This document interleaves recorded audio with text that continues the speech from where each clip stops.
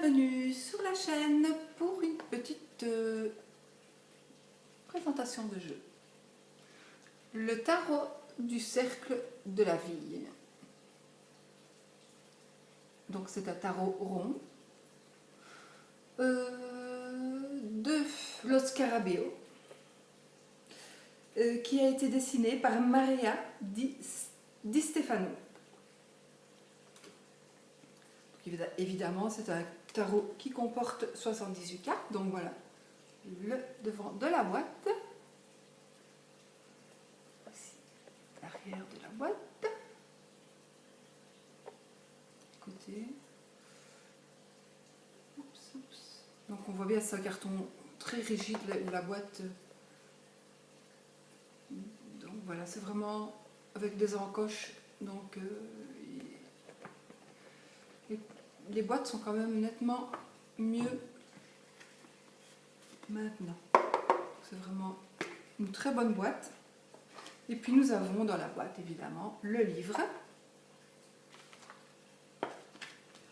qui n'est plus un petit livret blanc, mais qui est un beau livre, et les cartes. Donc voici le dos. Magnifique pour moi. C'est vraiment...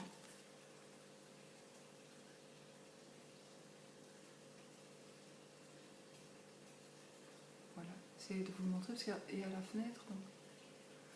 Voilà. Eh bien. Donc c'est le tarot du cercle de la vie. Et qu'est-ce qu'il nous dit ce tarot, ce livret? Voilà. Alors, le symbole circulaire exprime depuis toujours le lien entre l'homme et la création. Elle, en effet, la courbe, considérée dans sa partie concave, représente la nature féminine des choses et rappelle chez l'homme la douce tiédeur du sein maternel. Considérée dans sa partie convexe, elle est associée à l'idée de croissance et de puissance et représente la nature masculine. Par ailleurs, les signes primaires de la sphère et de l'œuf primordial évoquent un cercle. Ce n'est pas un hasard si dans toutes les cultures antiques, il est le symbole universel du divin, souvent associé au disque solaire et à l'or. Le zéro aussi est représenté par un cercle et il est déjà présent conceptuellement dans les premières civilisations mésopotamiennes comme idée du vide, du tout et donc de l'univers et du cosmos. Char, S-H-A-R. Les Babyloniens furent les premiers à associer la figure du cercle au concept de manque. La forme ronde de l'empreinte laissée dans le sable par un galet, après que ce dernier avait été enlevé, indiquait en effet l'absence de quelque chose. Le cercle se rapporte également au concept de temps indéfini, cyclique et universel. Cette même idée est présente dans la civilisation grecque à travers les symboles du serpent qui se mord la queue, l'ourobos. La figure géométrique de la circonférence, sans début ni fin, et dont tous les points sont équidistants du centre, était pour les pythagoriciens olkos, donc soutien, la force harmonisatrice, symbole du caractère cyclique de la vie, le principe de la boucle,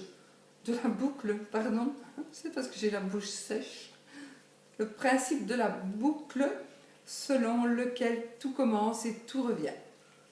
D'après les Védas indiens, le cercle est considéré comme un espace sacré, un véritable champ d'énergie psychophysique. Dans le mandala, qui est chez les bouddhistes la représentation du processus de formation cosmique, le passage du carré au cercle symbolise le passage de la cristallisation spatiale au nirvana. Dans la tradition islamique aussi, la forme circulaire est considérée comme parfaite. Pour les poètes orientaux, la forme la plus belle est le cercle formé par la bouche. Le néoplatonisme compare Dieu à une circonférence dont le centre est partout, selon un concept que l'on retrouve également dans le soufisme. Jung considère le cercle comme l'image archétype de la psyché, le symbole du moi qui s'oppose à la figure du carré, symbole du corps matériel et de la réalité terrestre. Tarot rond. La forme ronde relie toute chose qui naît et qui meurt. Ce n'est certes pas un hasard si l'on rapporte souvent le concept de roue et de cercle à l'idée de destin et de chance. À travers le tarot rond, on a voulu souligner l'idée de cyclicité liée à la vie.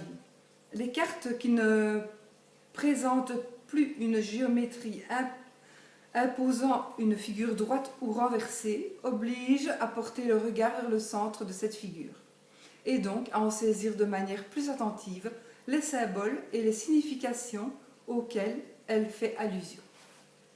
On va un peu voir.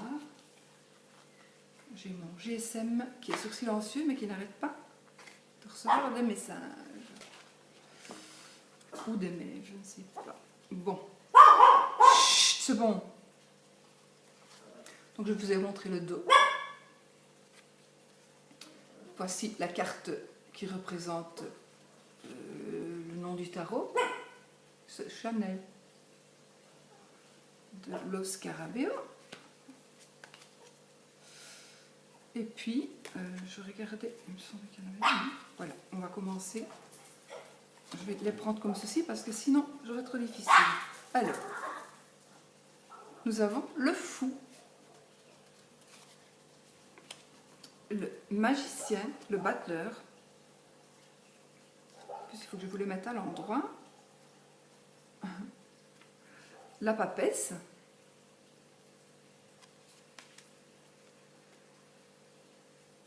L'impératrice. Pas évident hein, de présenter ça comme ça.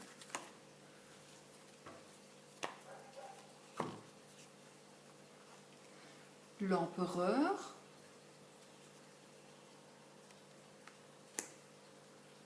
La justice. Mais non, qu'est-ce que je raconte moi? La justice. N'importe quoi.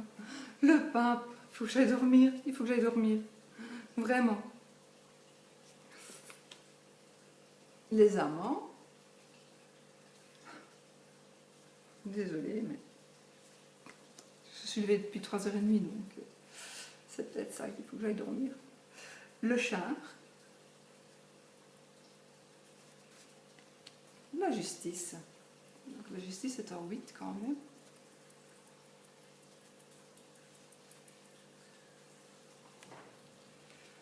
L'ermite.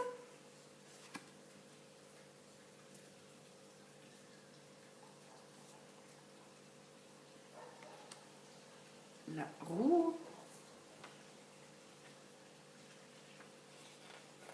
Très joli ce tarot. À mon goût, en tout cas. Ensuite, la force. Il est très très beau.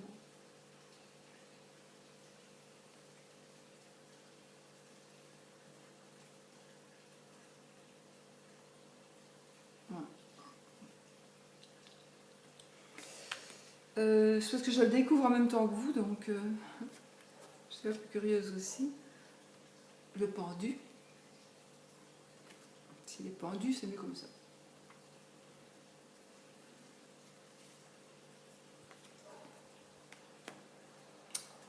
Alors, l'arcane sans nom ou la mort. Donc ici, le livret, il est marqué la mort, oui. Ensuite, il est mis la tempérance. Tempérance. Le diable.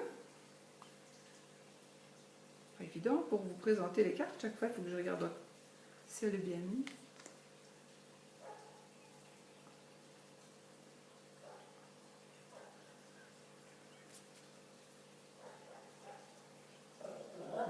Le diable. La tour. Pardon, je croyais que j'en avais passé une, mais non. La tour. Les étoiles.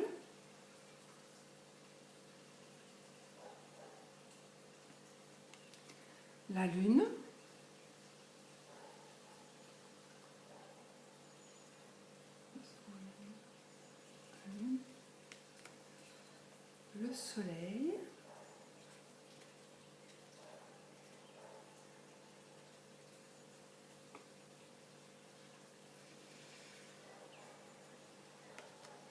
le jugement.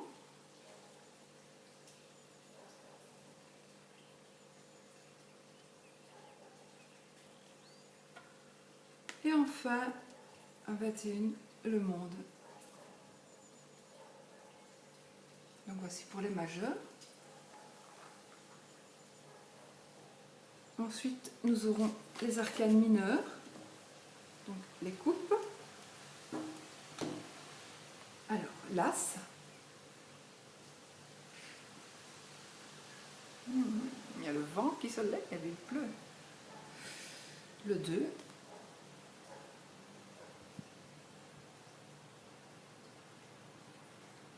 Le 3.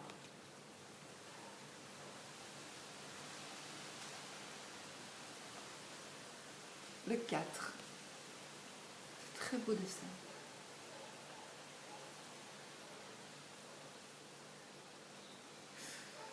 Cinq de coupe.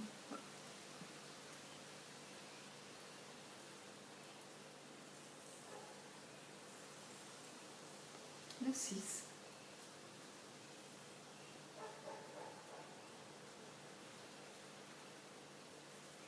Le 7.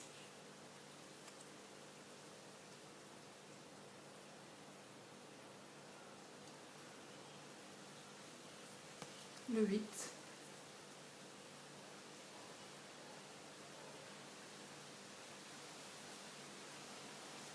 Le 9.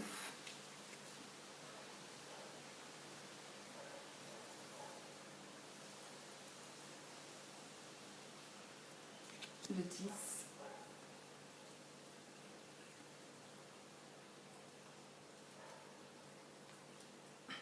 Le valet.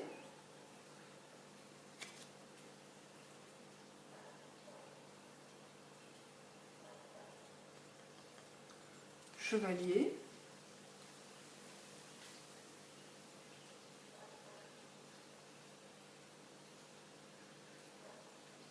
La reine.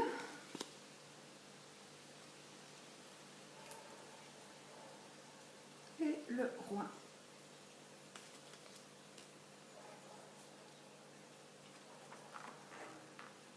Ensuite, nous avons les deniers.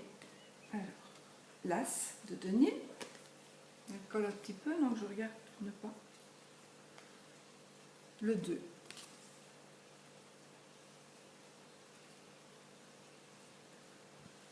Le 3.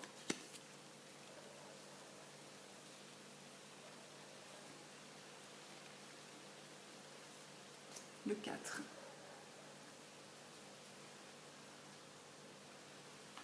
Le 5.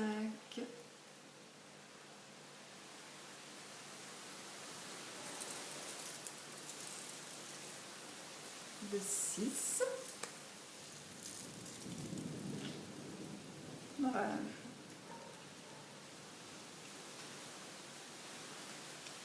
7.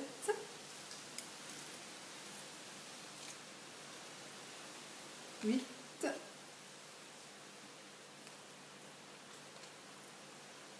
9.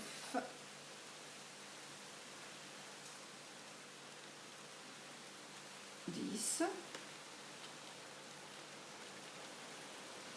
Ben voilà. Le valet.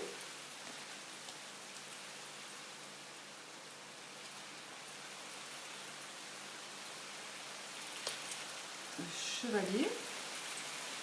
Ouh, je vais fermer ma porte-fenêtre. Le chevalier, la reine et le roi. Je vais fermer 2 secondes ma porte-fenêtre parce que c'est la catastrophe.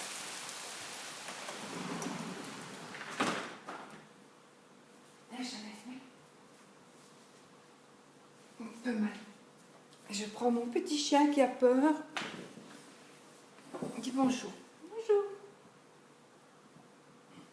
Elle a peur de l'orage. Voilà. Alors, nous sommes au bâton. Voici l'as de bâton. Magnifique, magnifique, magnifique. Naissance. trop beau. J'aurais dû allumer peut-être. Je pense qu'on voit quand même. Le 2.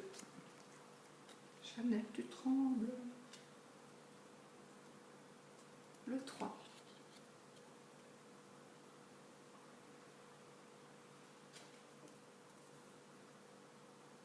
Le 4.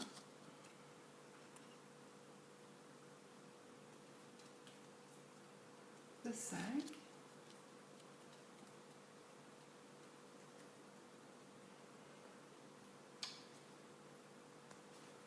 Le 6.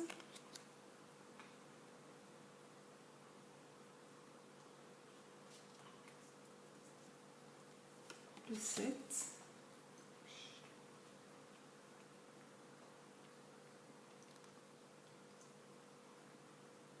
Je ne sais pas si vous voyez très bien. Je vais allumer, je suis désolée. Mais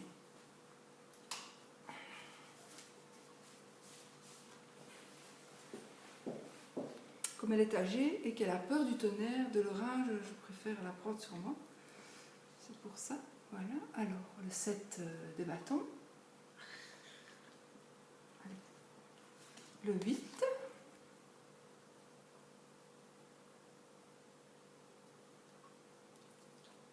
Elle porte une tête. Elle a coupé la tête de quelqu'un. Elle a coupé la tête de quelqu'un. Le 9.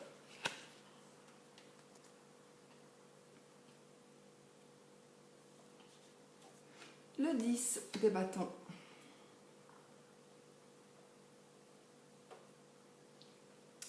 Le valet. Attendez, parce que... Pas évident. Parce que les cartes sont quand même... Moi, je trouve qu'elles sont très belles, mais elles sont quand même fort chargées. Et donc, quand on les met comme ça, c'est difficile de trouver tout de suite. Pas celle-ci, par exemple, mais celle-ci bien. Celle-là est plus difficile à trouver vraiment le sens que celle-ci, ça va. Ouais. Où est-ce que j'étais, moi, là? Le cavalier, le chevalier. La reine de bâton. C'est pas possible. Et le roi des bâtons. Voilà. Une Chanel, tu me fais mal. Voilà, voilà. Ensuite, nous avons les épées avec l'as, magnifique, superbe. L'as, le 2. Ce sont vraiment très belles images. Le 3. J'ai oublié de vous dire qui les a dessinés en fait. Maria, ben non, je vous l'ai dit, je crois, Maria Di Stefano. Donc, magnifiques images. Le 4.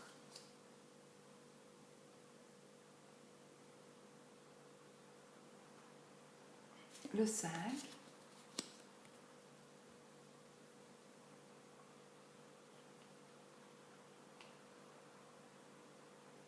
On dirait... Ah oui. C'est une libellule en fait. Regarde. Une libellule ou je sais pas quoi.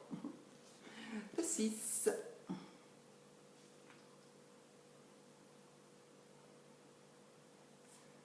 Le 7.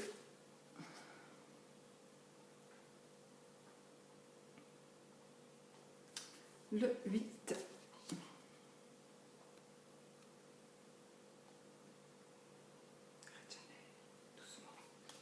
Le 9. Ils sont splendides, je ne regrette pas du tout. Le 10.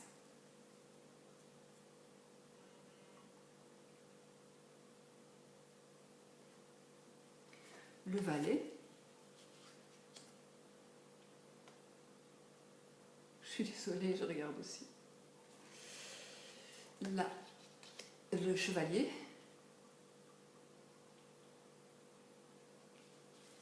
La reine. Un peu tout à l'heure j'ai dit la dame, mais c'est la reine, vous avez compris. le roi. Voilà.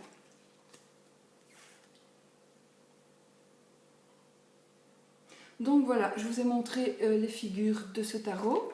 Je vais juste regarder. Donc il y a l'interprétation. Donc dans le livret, il y a de la page 67, donc ce que je vous ai lu, 67-68. Ensuite les arcanes majeurs qui sont ici. Ensuite les mineurs, donc les coupes, l'as, se faire des illusions ou penser avoir atteint le succès quand celui-ci est encore loin, peut faire perdre de vue le droit chemin. Donc voilà. Donc il est chaque fois interprété, il y a chaque fois une phrase d'interprétation par rapport à chaque carte mineure. Donc les épées, c'est ça? Non, les coupes, les deniers, les bâtons, les épées. Ensuite, une méthode divinatoire, le cycle de la vie. Alors, on vous explique de mélanger séparément arcane majeur, arcane mineur, formé de tas, etc., etc. Donc, voilà. Et puis, c'est terminé. Donc, on a commencé à la page 67, je crois. Oui, pour terminer en français à la page 75. Donc, voilà, il y a une petite dizaine de pages. Voilà. Mais je pense que c'est suffisant. Voilà, c'est suffisant. Voilà. De toute façon, les arcanes sont quand même. Voilà, ils sont quand même expliqués. Et puis de toute façon, on travaille un petit peu quand même avec son instinct. Donc, moi je trouve que voilà, le livret n'est pas mal du tout. Il est en plusieurs langues évidemment. Puis, je trouve que la couleur est belle. J'avais envie de faire les tranches en bleu foncé comme ça, mais je sais pas. Ça me fait penser un peu à des cartons de café. C'est marrant. Maintenant, c'est vrai que franchement, les cartes sont vraiment de bonne qualité. Peut-être un petit peu fines, mais finalement, même pas. Elles sont peut-être fines, mais elles ne sont pas fragiles. Voilà. Donc, pas du tout. Donc voilà, qu'est-ce que je peux faire de plus, vous dire de plus, je ne sais pas. Bah si, achetez-le, ça remplira votre tarothèque. Et puis moi j'avais pas de tarot rond, donc voilà, j'avais envie de m'en trouver un. Et puis j'ai un petit peu cherché, il vient de chez Amazon de toute façon, je ne sais plus du tout le prix, peut-être qu'il est marqué sur la boîte.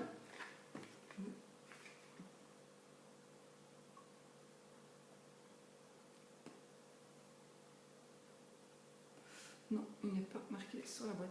Je ne sais plus. Le prix, ça. Je ne sais plus. Voilà. Et bien voilà, je vous remercie d'avoir visionné la vidéo. Je mets mon chien par terre. Au revoir. Au revoir tout le monde. Allez, va faire dodo. Je suis pleine de poils, elle perd ses poils.